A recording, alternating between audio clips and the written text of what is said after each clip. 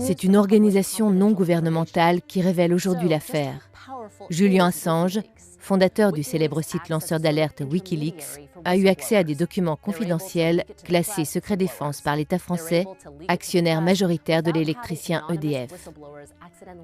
Ces documents compromettants font référence à la présence d'une caméra espion dissimulée dans les compteurs électriques communicants Linky. Cette caméra, à peine plus grande que la tête d'une allumette, est cachée sur la partie supérieure de la face avant des compteurs.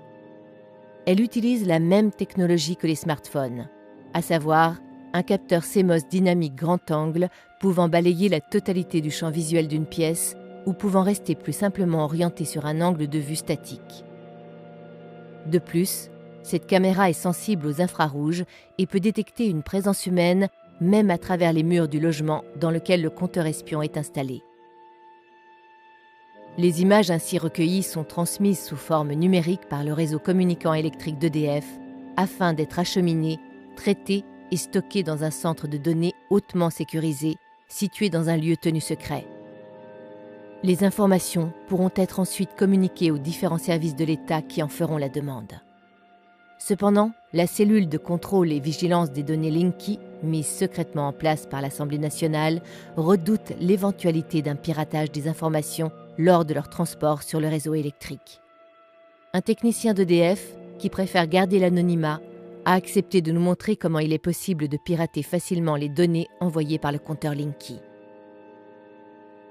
Il suffit juste d'insérer 2 sondes sur les câbles électriques qui alimentent un logement pour récupérer les informations transmises par les courants porteurs. Un terminal numérique permet de visualiser et enregistrer toutes les images transmises. Interrogé, Edward Snowden, ancien employé de la CIA et de la NSA, qui a révélé par le passé les détails de plusieurs programmes de surveillance américains et britanniques, évoque un degré d'intrusion jamais égalé dans l'atteinte aux libertés individuelles. Les documents confidentiels nous apprennent que la CNIL, la Commission nationale de l'informatique et des libertés, avait demandé expressément que le consommateur soit averti de l'envoi des données vidéo par un clignotement intermittent de la caméra espion. Vous l'aurez compris, si votre compteur clignote, c'est que vous êtes filmé. Face à ces révélations scandaleuses, bafouant les principes élémentaires d'un état de droit, le gouvernement et l'électricien EDF ont semblé bien embarrassés pour justifier cet espionnage massif des foyers français. Je déplore profondément cette attitude. Nous présentons nos excuses aux Français. Les mots d'excuse ne suffiront sans doute pas. Nous sommes au cœur du système de M. Hollande. Nicolas Sarkozy, président du parti d'opposition Les Républicains, n'a pas manqué de s'emparer du dossier.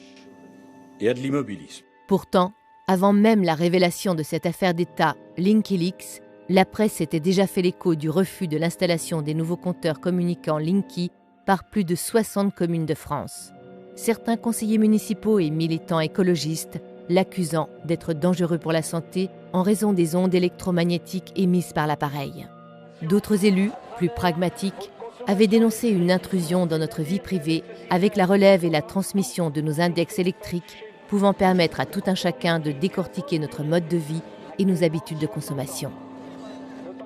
Mais aucun des élus n'avait imaginé que les compteurs puissent ainsi nous espionner à notre insu 24 heures sur 24 grâce à la transmission d'images volées.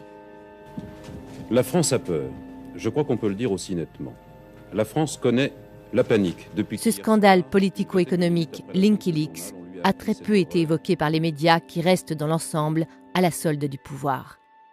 Avec la complicité des journalistes, le gouvernement a réussi à étouffer l'affaire, évoquant l'état d'urgence et la menace terroriste pour justifier, comme par hasard, la surveillance du peuple français.